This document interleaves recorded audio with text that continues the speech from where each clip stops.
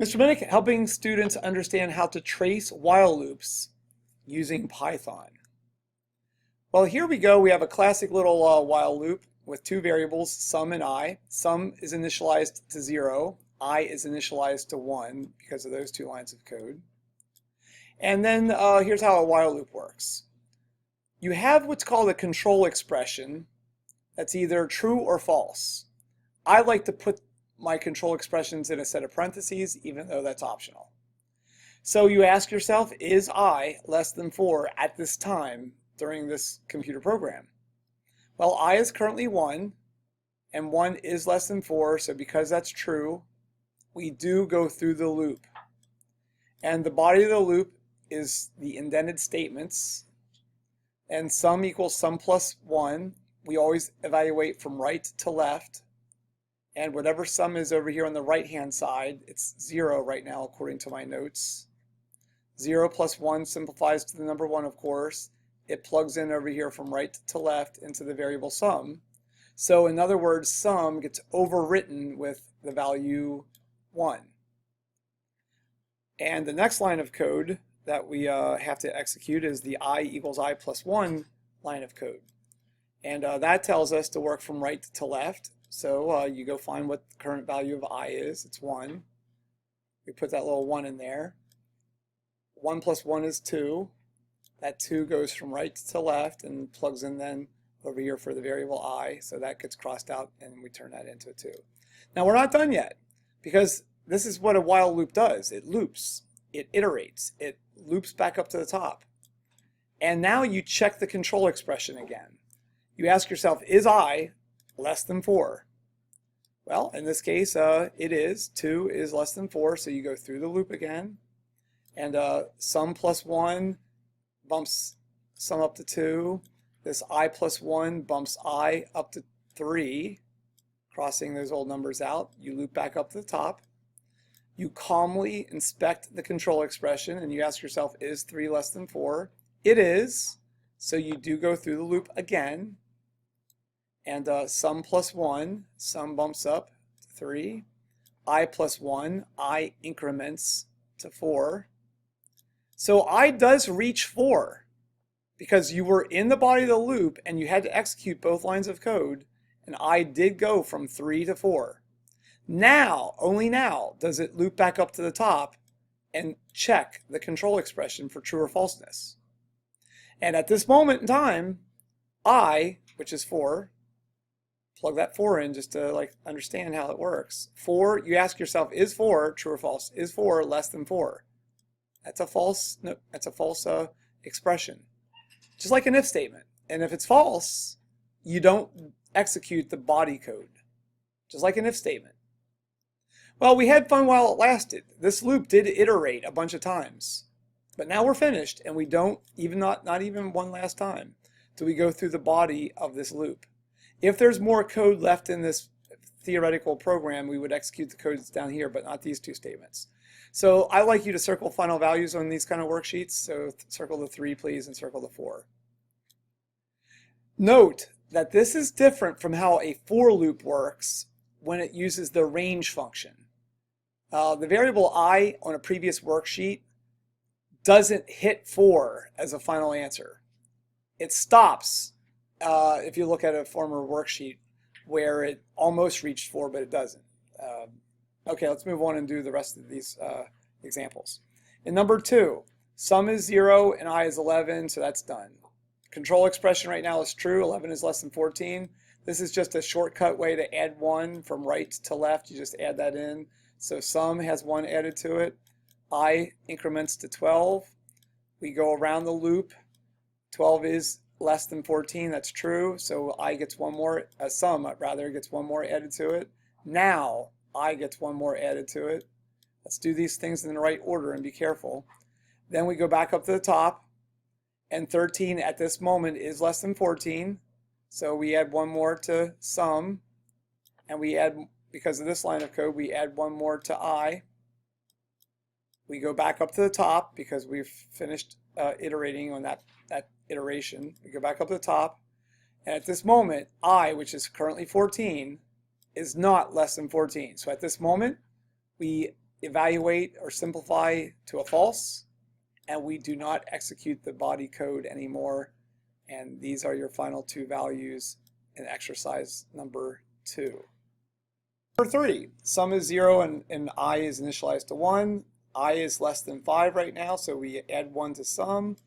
We add 2 to I, so I goes up to 3 in this exercise because the plus equals 2. We loop back up to the top.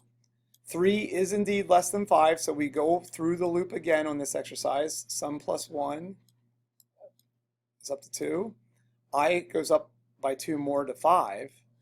Now I does hit 5 here, and we go back up to the top, and then we analyze this, and because 5 is not less than 5, it's a false, and we do not go through the loop anymore. Here are your final answers to this exercise. In number 4, 0 and 3 match up. I greater than 0. Yes, 3 is greater than 0. That's an interesting one. So we add 1 here to sum. We subtract 1 from I because the minus equals. Be careful about when to subtract and when to add because you got to look at these symbols. We loop back up to the top. The control expression is still true because 2 is greater than 0. So we add 1 to sum. And because this line of code is in here and we have to execute it, I minus equals 1 makes this a decrement. To decrease by 1 means to decrement. And it goes down to 1. And then we loop back up the top. 1 is still greater than 0, so we yet again add 1 to sum to get a 3 there. We subtract 1 from I.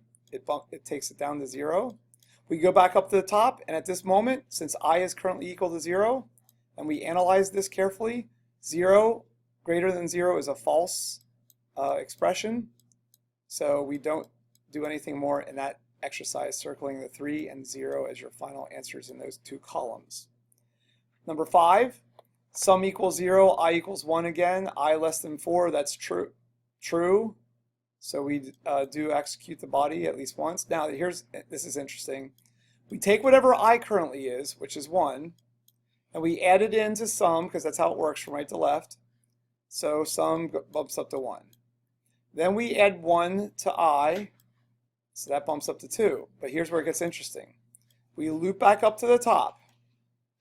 We check the control expression to make sure it's true and false. And it's currently true. Yes, 2 is indeed less than 4 right now. So here's where it really gets interesting. I, at this moment, is 2. So think of that as a 2 and just calmly add it in to sum. So sum goes up to 3. Kind of interesting. It went up by 1 there, but now it goes up by 2. Now I, boring, it just has 1 added to it, just like before in all the other exercises. Well, so be it. That's just the way it works. We loop back up to the top. 3 is less than 4 right now, so we go through the loop again. We iterate it again. We carefully check the current value of I. I is currently 3, so that's as if there's a 3 there. It's just like plugging a number in for a variable in math class. And 3 adds into sum because of the plus equals, so that jacks that up to a 6. And then we have to add 1 to I as usual here. We loop back up to the top, and we check the control expression, and 4 less than 4. That's false. We're done. We don't execute anything more. Very interesting pattern there. You will see this on future exercises and practical, meaningful programs that you do. Trust me, just not in this worksheet. It doesn't seem very interesting yet. Okay, number 6. We have 2 variables here, result and exponent, 1 each. Now, is exponent less than or equal to 4? Yes. Result star equals 2. That's the same thing as saying result equals result times 2. So you do the stuff on the right first. Result times 2. Well, 1 times 2 is 2, and 2 plugs in for a result, so this gets crossed out and made into a 2. Exponent plus equals 1, kind of like I up here. That just has 1 added to it. That's boring, but yeah, we do it. We go back up to the top. Now it's going to get a little interesting here. Is exponent less than or equal to 4? That's a true fact. 2 is less than 4, so we go through the loop again. Result times equals 2. Basically, you're just taking 2 and you're multiplying it by result. So that's up to 4. We do the exponent plus equals 1. We loop back up to the top. 3 is less than or equal to 4. So we multiply result by 2 again. It's up to 8. We add 1 to exponent. It's up to 4. We loop back up to the top. And exponent less than or equal to 4. Is 4 less than or equal to 4? Yes, it is. Because we have a less than or equal to and not just a less than. This is true, and we do go through the loop again, taking a 2 and multiplying it with that 8 to get 16. Adding 1 to exponent. Looping back up to the top one last time, I think. And checking to see if 5 is less than or equal to 4. False. We don't do anything else. We're done with this problem. We circle the 16 and the 5. Now notice, I used nice variable names because what we really did in this problem was we computed a base, the base of 2, raised to the superscript exponent 4. 2 to the 4th is what 16 equals. So question number, it's not really a question, but how would you modify this loop so that the result ends up being 2 to the 6th power? Well, if you want 2 to be the 6th power, you just plug this 6 in where there was a 4. And this code, if you traced it out all over again, would be 2 to the 6th. Now, interestingly, exponent ended up being 5 when it was 2 to the 4th, but we don't really care about that variable as much. Result is what matters. 2 to the 4th is 16, and 2 to the 6th is, well, you trace it and tell me what that would be. And finishing up this worksheet, good luck with the one called factorial. I'll just let that one for you to do on your own, and it's similar to the last couple problems.